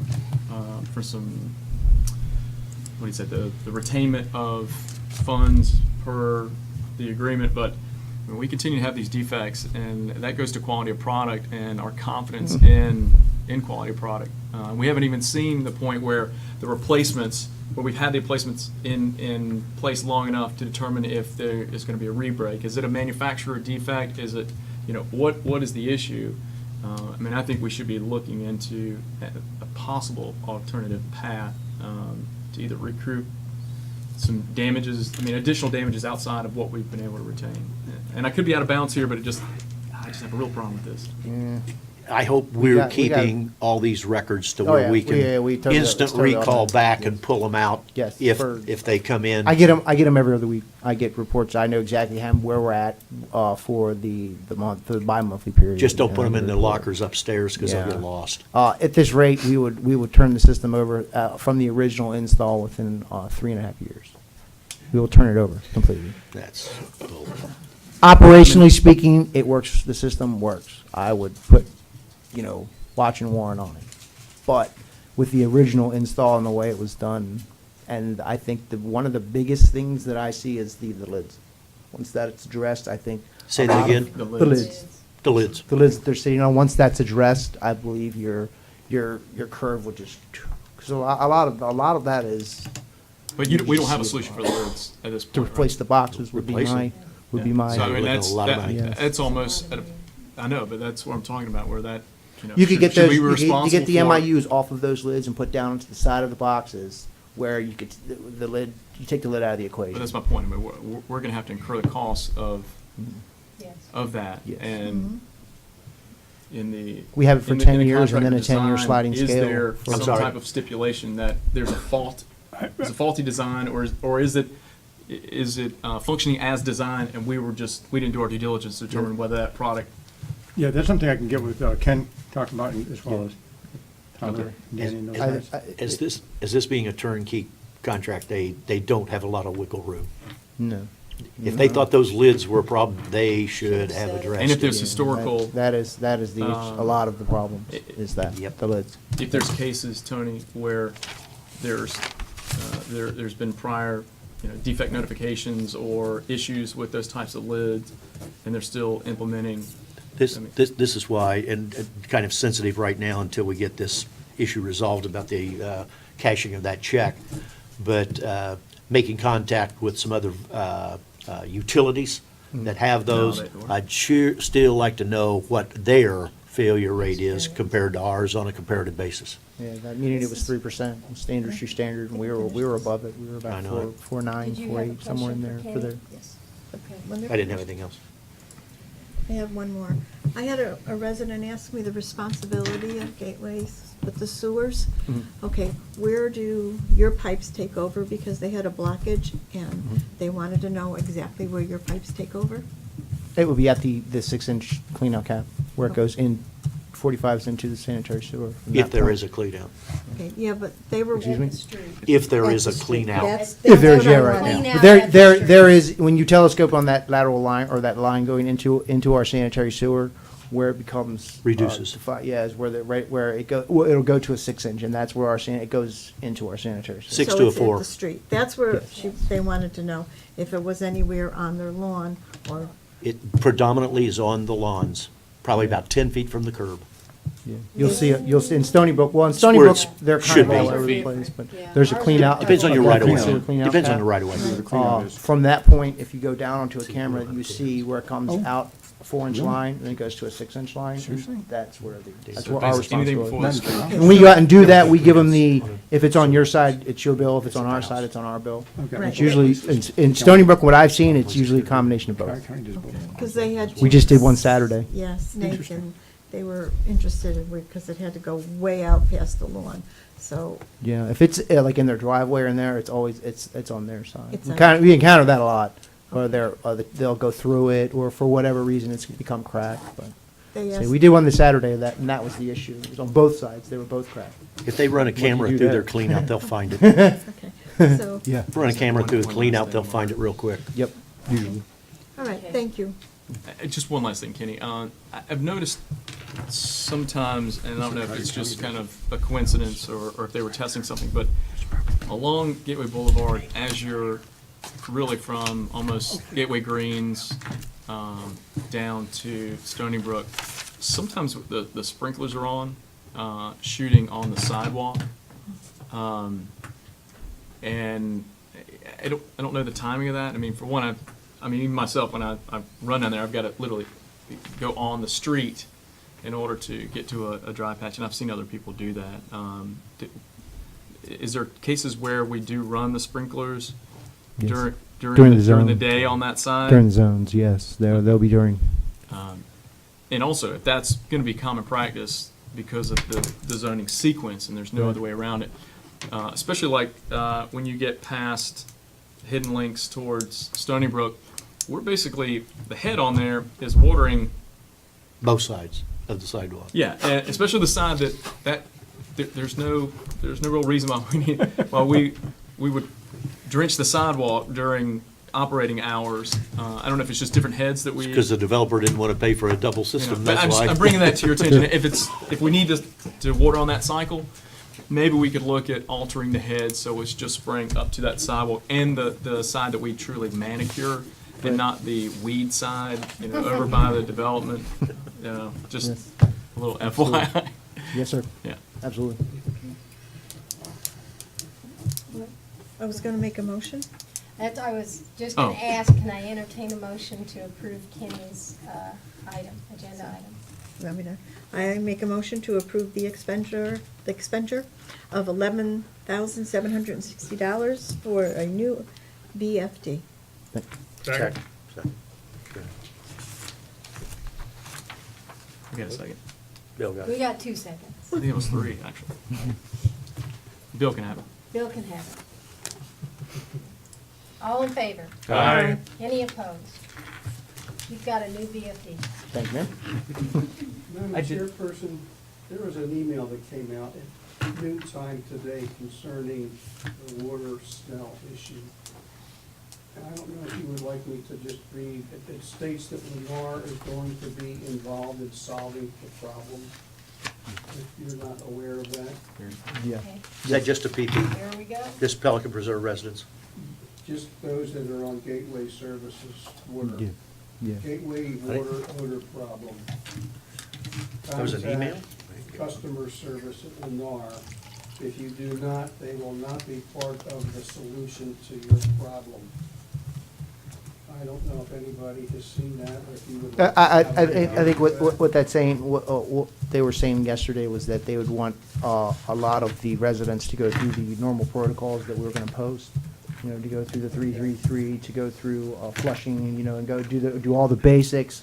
And if that is still a problem is recurring, they're submitted, I believe, through their home Just warranty. in With the that, case that you would don't be. contact Lennar, they're not gonna help you. So I don't know Yeah. how they're interfacing with the Gateway Service. That would be a home warranty issue. I believe that's what they were talking about with the residents between them. Thank you. Fine, oh, go ahead. I did have one other item. I have been in contact with Bill Prezy, and at the February meeting, I'll bring you forward. We're revising his contract with us. Previously, he was going to look at the landscaping, so the monument signs that we had spoken about previously, I'll bring forward the revised contract for your consideration. Okay, Contract or potential design options? Contract, because it goes into what he'll do for us Okay. with regards to design. All right.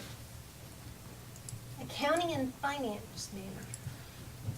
All right. Just to provide a quick update with the payroll, I requested the information I needed from them last week before I was out of the office, and they had responded back and said they'll provide it, but their excuses are working on taxes, so it's being delayed. She was fine with the timeline when I spoke with her in December, but they can do it within 5 days. Well, we get paid next Friday unless she just emailed it to me. Well, I've been in here, it's probably not the case, so it may be pushed back one more pay period, and I may really need to push on because Paychex has said, you know, we gave you that steep discount, we want it done sooner than later, and come February, they may not offer it, so. But in the meantime, I've been working on new forms for payroll and procedures, because in the little bit of information they have provided me, I found we have employees with like negative leave banks, things like that they've never been monitoring or anything, so it may be something that I may have to work with Tony with as well. Yeah, we had that conversation about a year and a half ago about negative leave banks and some.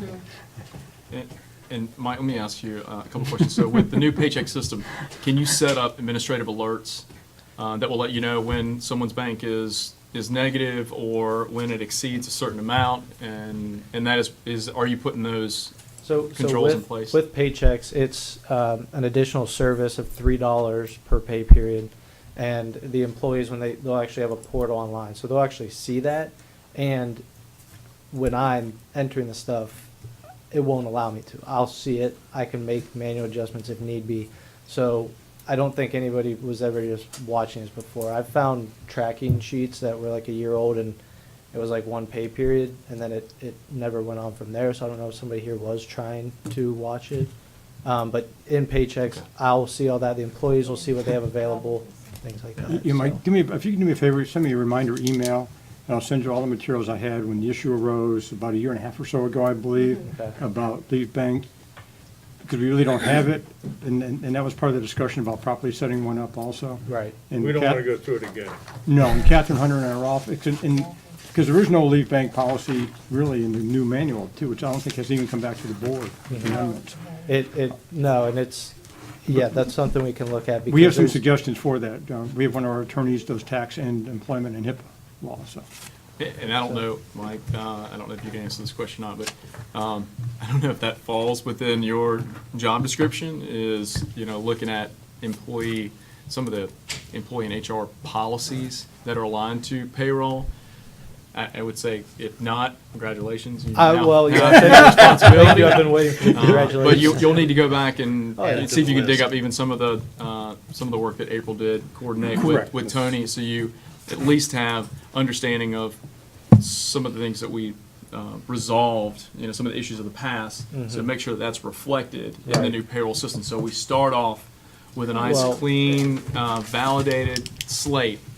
I mean, for example, our HR policy, it states the accrual rate, but it's wrong. I mean, it goes off of a month. It's like us being paid twice a month, where we get paid 26 times.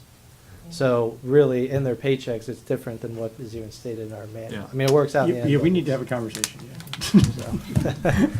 Well, we'll work it out. I mean, it's all doable. We've had some discussions on how to And I've looked at. stop a policy, Right.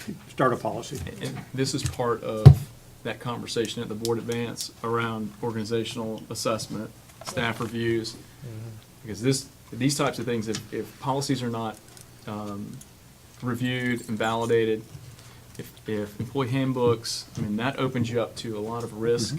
Oh, yeah. So that, when it comes to a salaried position versus what the risk of not having it, those are the conversations we need to be having. Absolutely agree. With everything else we've talked about, what else is new? Just add it to the list. Yeah. That's all I have. Okay, great. Thank you. We have one consent agenda item, and that is the contract spreadsheet. And Kathy had asked a question on it earlier. If there aren't any other questions, I will entertain a motion to accept it. A motion to accept the consent. Second. I have one question, if I may. Certainly. On the landscape contract with Mainscape that expires March 31st, I would be expecting that we are going to be going out for bids shortly, and I'd like Yes. to know how we're proceeding, please. They go out tomorrow or Monday, Oh. well, advertisement. and And we're you've splitting been- that, right? You've been Yes. watching it. But it's 4 contracts. 4 contracts, Bill. They split the work up into 4 contracts, so they're bidding for 4 separate areas, which I think is excellent. You mean by area? By 4 different areas, so vendors, we could possibly have 4 different landscape companies in Gateway? Possibly.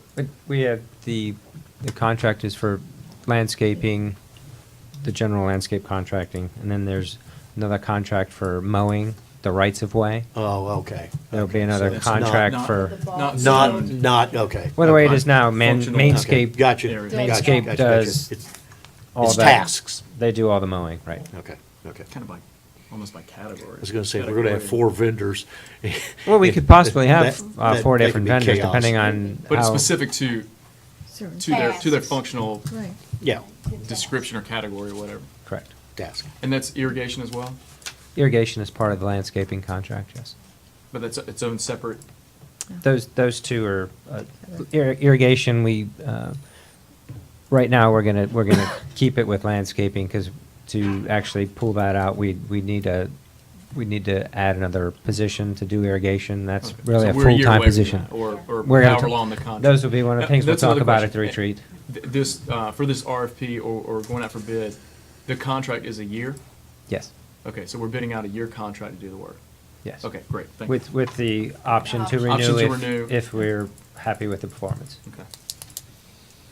Any other questions on contracts?